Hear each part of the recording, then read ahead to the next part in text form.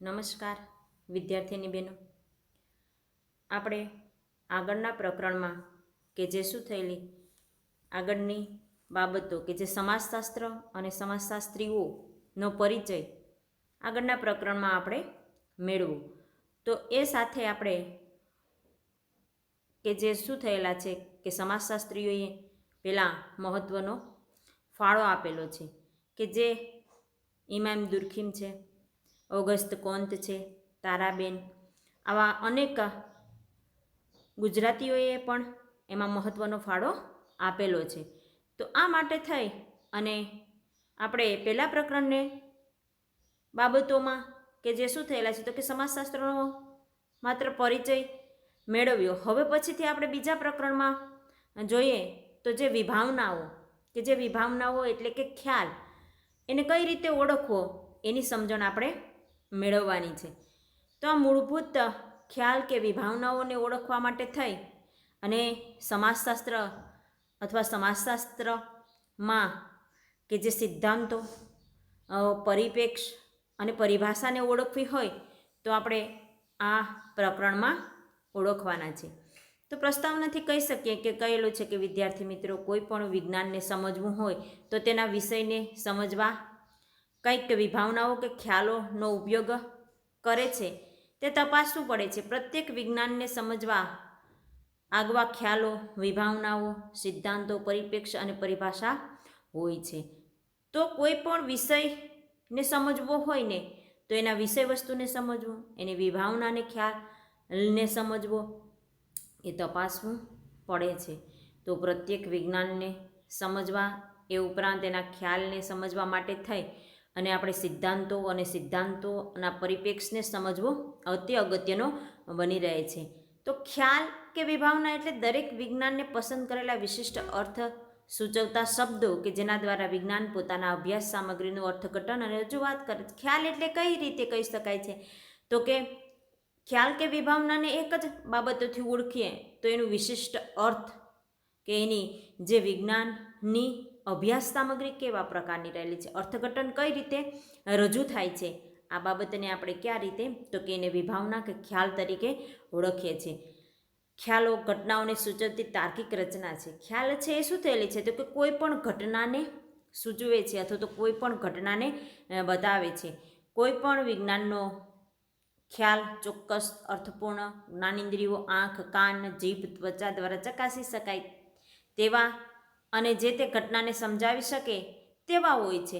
તો વિજ્ઞાનને સમજવા માટે એનો ખ્યાલ ચોક્કસ, અર્થપૂર્ણ એ શું થઈ શકે છે તો કે આંખ, જ્ઞાનેન્દ્રિયો દ્વારા, એટલે કે આંખ છે, કાન છે, જીભ છે, આવી દરેક બાબતોની એ દ્વારા ચકાસી શકાય છે અથવા તો એના દ્વારા એ જાણી શકાય છે, એના દ્વારા એને સમજાવી શકાય છે. ખ્યાલોની આવી સુસજ્જ ભાષાને વૈજ્ઞાનિક પરિભાષા પણ કહી શકાય છે. અને આ ખ્યાલને આપણે ઓળખીએ ને તો આ ખ્યાલોની આવી સુસજ્જ ભાષા એટલે કે વ્યવસ્થિત ભાષાને આપણે ક્યાં નામે ઓળખી શકીએ છીએ તો કે વૈજ્ઞાનિક પરિભાષા કહી શકીએ છીએ. તો સમાજશાસ્ત્રમાં પણ સામાજિક ઘટનાઓને જોવા, તપાસવા, તેમનું અર્થઘટન કરવા માટે ચોક્કસ ખ્યાલોનો ઉપયોગ કરવામાં આવેલો છે. તો અહીંયા આગળ આપણે એ કોઈ પણ વિષયને સમજવા માટે એનું વિષય વસ્તુ સમજવું જરૂરી છે. એ વિષય વસ્તુ કેવા પ્રકારે, કયા સિદ્ધાંતો, કયા પરિપ્રેક્ષો અથવા કઈ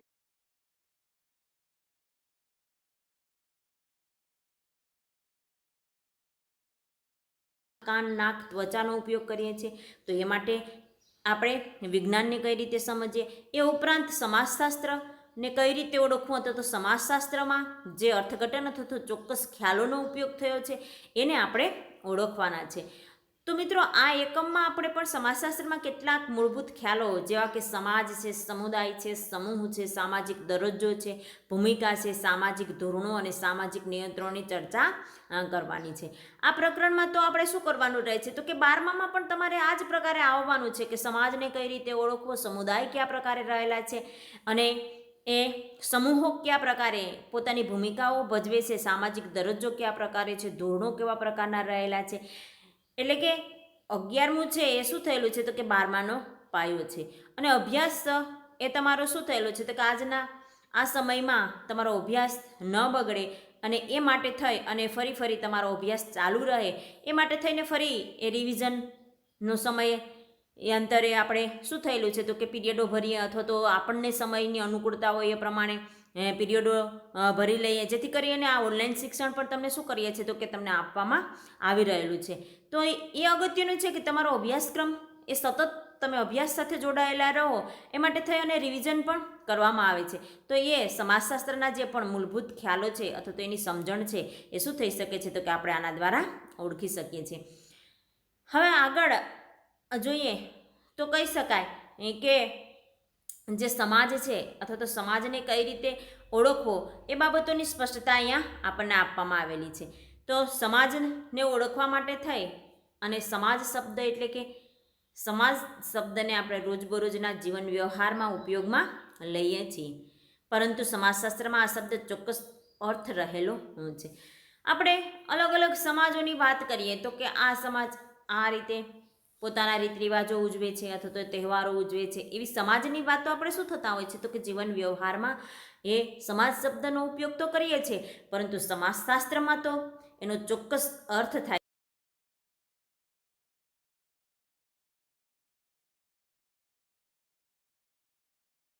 કેવો બાબતો રહેલી છે તો કે એક વિસ્તૃત ખ્યાલ સ્પષ્ટ કરે છે. તો મિત્રો અહીં સૌપ્રથમ આપણે સ્પષ્ટ કરી લેવી જરૂરી છે કે આપણને સમાજનો જ પરિચય હોય છે. જેમ કે આપણને રસ અને હિતો માનવ સમાજ સાથે સંકળાયેલા હોય છે. આવી સમાજ એટલે જે માનવી પૂરતો સીમિત છે તેવી ગેરસમજ ઊભી થાય છે, પરંતુ પશુ પક્ષીઓ જીવજંતુઓ પણ સામૂહિક જીવન ધરાવે છે. સમાજનો પરિચય મેળવવો હોય તો આપણે કેમ કે આપણને રસ છે, એના પ્રત્યે હિતો રહેલા છે સમાજ પ્રત્યે, અથવા તો માનવીય સમુદાયની અનેક બાબતો એ સમાજ સાથે સંકળાયેલી છે. સમાજમાં વ્યક્તિ રહે છે અને એ સાથે સાથે પોતાની પ્રણાલી પ્રમાણે વર્તન કરતા જોવા મળે છે. તો કહી શકીએ આપણે કે સમાજ કોને કહી શકાય છે, અથવા તો સમાજની જે પણ બાબતો છે એને કઈ રીતે ઓળખી શકીએ છીએ. તો એ માટે થઈ અને સ્પષ્ટપણે આપણે જે કહી શકીએ કે સમાજ અથવા તો સમુદાય એ બાબતોને આપણે ઓળખી સમાજમાં જે માનવી પૂરતો સીમિત છે તેવી ગેરસમજ ઊભી થાય છે. માનવ સમાજ એ માત્ર માનવ સમાજ જ સમુદાયમાં રહે છે એવું નથી, પરંતુ પશુ પક્ષીઓ છે, જીવજંતુઓ છે, એ પણ લોકો શું કરે છે તો કે સામૂહિક જીવન ધરાવે છે. જેમ કે ઉદય, મધમાખી, કીડી, ચિમ્પાન્જી વગેરે તેમના સામૂહિક જીવનના આધારભૂત વૈજ્ઞાનિક અભ્યાસો પણ થયેલા છે. તો કહી શકીએ આપણે કે જે સમૂહ જીવનમાં જીવતા જે ઉદય છે, મધમાખી છે, કીડી છે, ચિમ્પાન્જી છે, આ લોકોનો પણ શું થયેલો છે તો કે આગવો સમુદાય છે, સમાજમાં રહે છે અને સમાજની પરંપરા પ્રમાણે પોતાના નિયમો પ્રમાણે એ સમાજને અનુસરે છે. તો માનવીય સમુદાયને આપણે ઓળખવાનો છે. આમ માનવીય સિવાય અન્ય માનવેતર જીવો પણ સામાજિક જીવન જીવે છે. આમ માનવીય સમુદાય ઉપરાંત અન્ય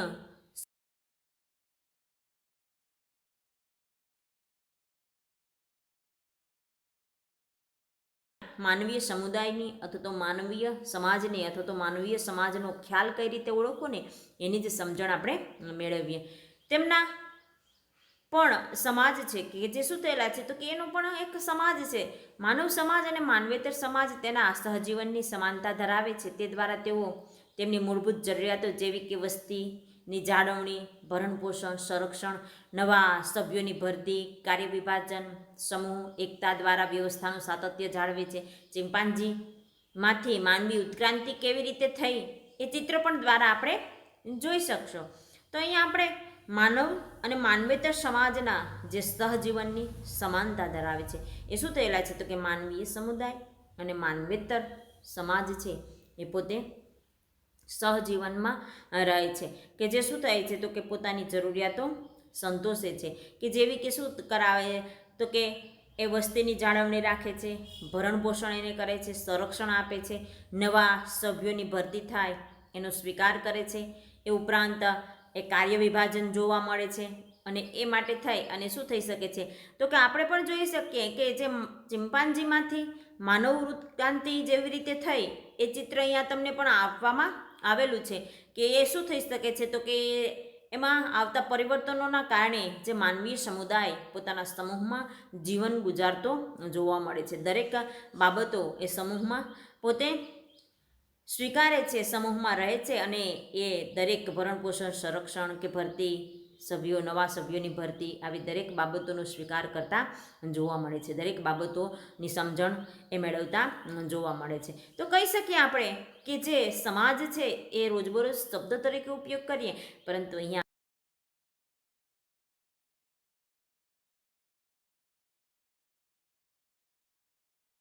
એને સમાજ કહી શકાય છે. પશુ પક્ષી હોય કે માનવ હોય, તો આવી દરેક માનવીને સાથે સાથે અન્ય લોકો પણ સમાજનું જીવન ગુજારે છે. તો સમાજની દરેક બાબતોનો સ્વીકાર કરતા જોવા મળે છે.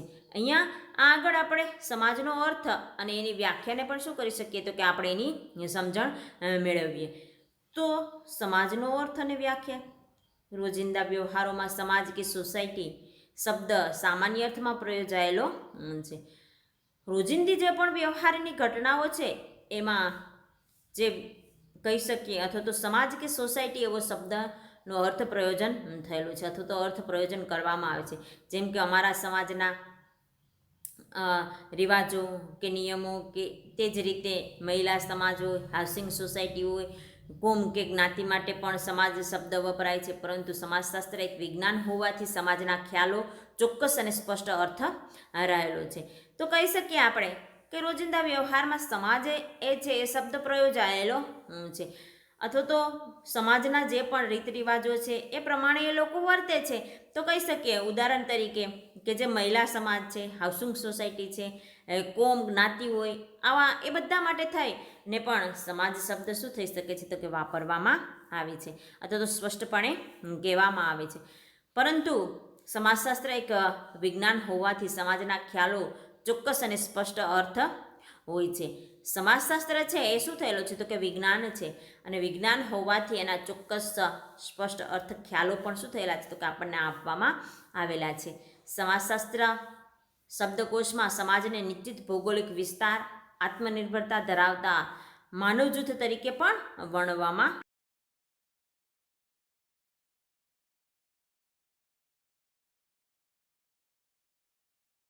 એ માટે થઈ અને નિશ્ચિત ભૌગોલિક વિસ્તારો છે, આત્મનિર્ભરતા ધરાવે છે, કે અમુક ભૌગોલિક વિસ્તારો પૂરતા રહે છે. ભૌગોલિક વિસ્તાર એટલે એ સમયમાં કે જે ગામડું છે, શહેર છે, એ વિસ્તારના એરિયામાં આ લોકો રહે છે, અથવા તો આ સોસાયટી છે એમાં આ સમુદાય રહે છે. તો એ સાથે સાથે એ કઈ રીતે ઓળખી શકાય, તો કે ભૌગોલિક વિસ્તાર પ્રમાણે ઓળખી શકાય છે. અને આત્મનિર્ભરતા ધરાવતા માનવ જૂથ તરીકે વર્ણવવામાં આવેલો છે. આત્મનિર્ભરતા પોતે પોતાની જે પણ જરૂરિયાતો છે એ શું થઈ શકે છે, તો કે સમાજમાંથી સંતોષે છે, અથવા તો સમાજ દ્વારા એ મેળવી શકે છે. એટલા માટે થઈ અને આપણે કહી શકીએ કે આત્મનિર્ભરતા અથવા તો માનવીય જૂથ તરીકે શું કરવામાં આવેલા છે, તો કે વર્ણવવામાં આવેલા છે. અહીંયા એ જે સમાજ માટે થઈ સોસાયટી હોય, હાઉસિંગ સોસાયટી અથવા તો જ્ઞાતિ કે કોમ ને સમુદાય તરીકે ઓળખવામાં આવે છે. ઉપરાંત એ પણ કહી શકાય સમાજના અર્થને સમજવો હોય તો કે કોઈ ભૌગોલિક વિસ્તાર પૂરતા મર્યાદિત છે. એ ઉપરાંત એનામાં શું થઈ શકે છે, તો કે આત્મનિર્ભરતા પણ જોવા મળે છે. મેકાઈવર અને પેજ નામના સમાજશાસ્ત્રીએ સમાજને પ્રસ્થાપિત સામાજિક સંબંધોની હંમેશા પરિવર્તન પામતી વ્યવસ્થા તરીકે પરિભાષિત પણ કરેલી છે. તો મેકાઈવર અને પેજ નામના જે સમાજશાસ્ત્રીઓ છે એણે પણ સમાજશાસ્ત્ર માટે થઈ અને સમાજમાં જે પ્રસ્થાપિત સામાજિક સંબંધોની હંમેશા પરિવર્તન પામતી વ્યવસ્થા તરીકે સમાજશાસ્ત્રોમાં એ રીતે એને ઓળખવામાં આવેલી છે કે જે પણ નિયમો શું થયેલા છે, તો કે પ્રસ્થાપિત થયેલા છે, એના સંબંધોમાં શું આવે છે, તો કે પરિવર્તન પામતી વ્યવસ્થા કહી શકાય.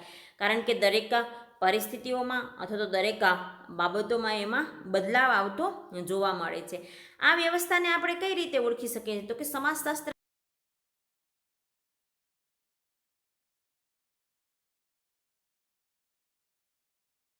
સમાજનો અર્થ કે સોસાયટી કે સમાજ કહી શકાય છે. એ ભૌગોલિક વિસ્તારોમાં એ સમાન રીતે રહે છે, આત્મનિર્ભરતા ધરાવતા જોવા મળે છે. એ ઉપરાંત મેકાઈવર અને પેજ તો એવું પણ કહે છે કે જે પણ એ શું થયેલી છે, તો કે પરિવર્તન પામતી પારિભાષિકતા કહી શકાય છે. એટલે અર્થની વ્યાખ્યા સ્પષ્ટ થતાં આપણે આગળ વધીએ તો આમ માનવીય સમુદાય કે જે માનવ સમાજ છે એ પ્રાદેશિક જૂથ માનવોનું એકત્રીકરણ નથી, પરંતુ સામાજિક સંબંધોની જટિલ અને પરિવર્તનશીલ પામતી વ્યવસ્થા છે.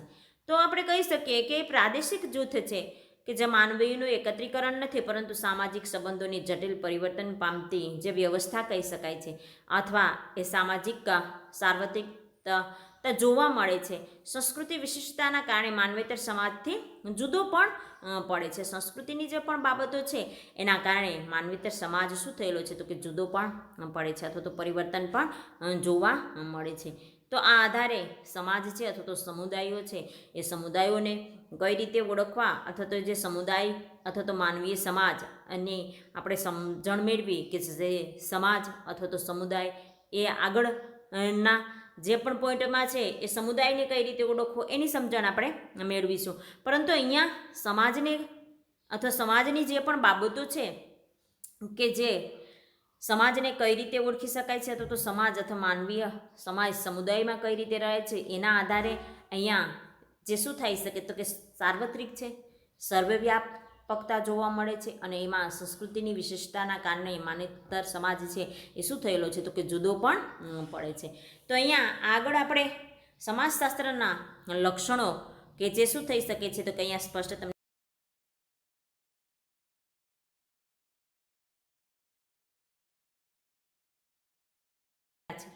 માનવી વચ્ચે પારસ્પરિક સભાનતાપૂર્વક સામાજિક સંબંધો છે જે વ્યક્તિ વચ્ચે, જૂથ કે જૂથ વચ્ચે સહકાર, સ્પર્ધા, સંઘર્ષ સ્વરૂપના સામાજિક, આર્થિક, ધાર્મિક, રાજકીય કે અન્ય પ્રત્યક્ષ કે પરોક્ષ સ્વરૂપના સંબંધો છે.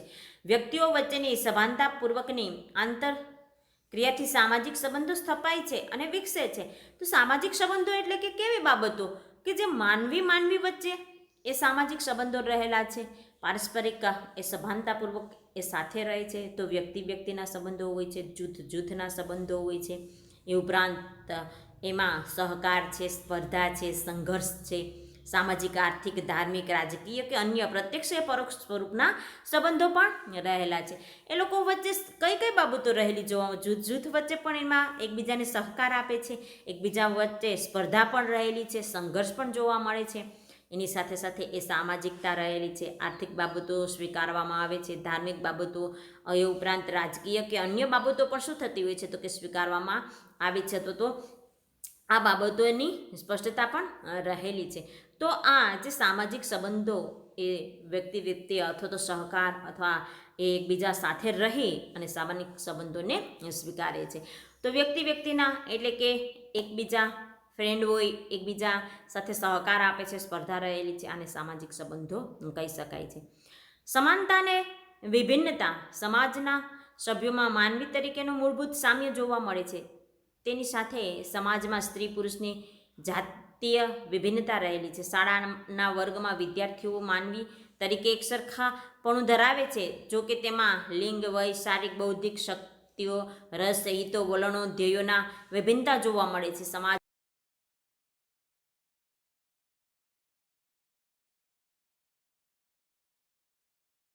ભિન્નતા પણ રહેલી છે. તો માનવ સમાજમાં મૂળભૂત સામ્યતા બધા સમાજમાં સમુદાયોમાં રહે છે, પરંતુ એમાં સ્ત્રી છે, પુરુષો છે એ રીતે વિભિન્નતા છે.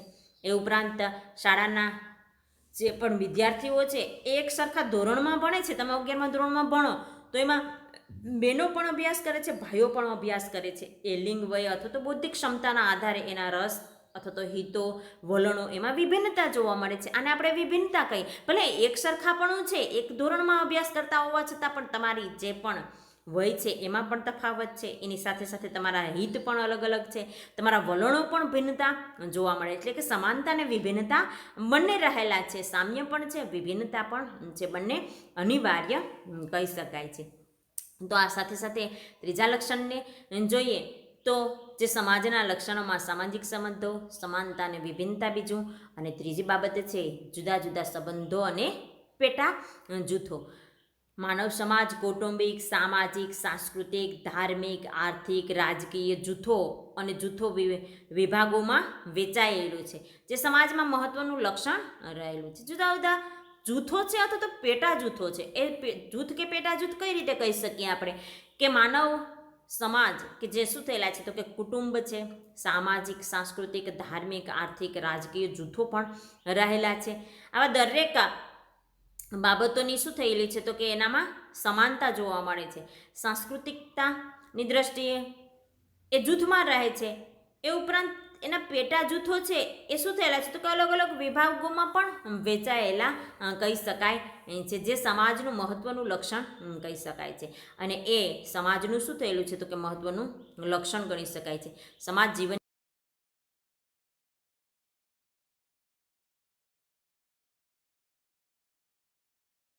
વહેંચણી કરવામાં આવે છે કુટુંબના દરેક સભ્ય. ઉદાહરણ તરીકે જોઈએ તો કુટુંબના દરેક સભ્યનું કામની વહેંચણીમાં જે શું થયેલું તો કે માતા પોતે રસોઈ કરતી હોય છે, ઘરકામ કરતી હોય છે, જ્યારે પિતા છે એ અલગ અલગ રીતે ઘરના વહીવટો સંભાળતા હોય છે, બહારના વહીવટો સંભાળતા હોય છે. તો આવી રીતે કાર્ય વિભાજન પણ જોવા મળે છે. તેમાંથી સત્તા અને દરજ્જાના આધારે પણ સામાજિક કોટિક્રમ વિકસે છે અને જે સામાજિક અસમાનતા સૂચિત પણ કરે છે. અને એ ઉપરાંત જે શું થયેલી છે તો કે કોટિક્રમ વિકસે છે અથવા તો સામાજિકતામાં અલગ અલગતા પણ જોવા મળે છે. અને એ અલગતાને દરેક વ્યક્તિ શું થતા હોય છે તો કે સ્વીકારતા હોય છે અથવા તો સ્વીકારવામાં આવે છે. તો અહીંયા આપણે પ્રકરણ 2માં કે જે શું થયેલી છે તો કે વિભાવનાઓ કે ખ્યાલો કે જે શું થઈ શકે છે તો કે એને ઓળખવી જોઈએ. વિજ્ઞાન છે એ વિશિષ્ટ પ્રકારના જે પણ નિયમોના આધારે સિદ્ધાંતોને પરિપ્રેક્ષ્યને આધારે ઓળખવામાં આવે છે. એ જ રીતે સમાજની પણ બાબતો રહેલી છે. સમાજને પણ કઈ રીતે ઓળખવો તો સમાજની બાબતો પણ કઈ રીતે મહત્ત્વની બની રહે છે એની સમજણ આપણે શું થઈ શકે છે તો કે અહીંયા મેળવી કે જે અર્થ વ્યાખ્યા અને એના આધારે 3 લાક્ષણિકતાઓને આપણે અહીંયા ઓળખીએ. હવે પછીની જે પણ બાબતો છે આપણે શું કરીશું તો કે આગળના પીરિયડમાં આપણે